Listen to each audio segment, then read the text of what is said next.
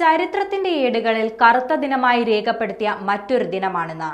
1945 August 6-ാം തീയതി ഹിരോഷിമയിൽ നടത്തിയ അണുബോംബാക്രമണത്തിന് ശേഷം നാഗസാക്കിയിൽ അമേരിക്ക രണ്ടാമത്തെ അണുബോംബിട്ടതിന്റെ നടുക്കുന്ന ഓർമ്മ ദിവസം. 1945 ഒക്ടോബർ 9.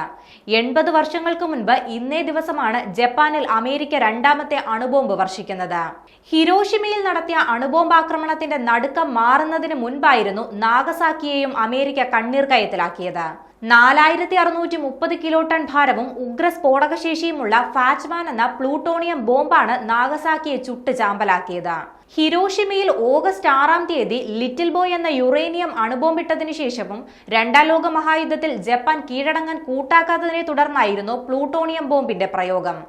80,000-ഓളം മനുഷ്യജീവനുകൾ ഈ ആക്രമണത്തിൽ മണ്ണോട് ചേർന്നു.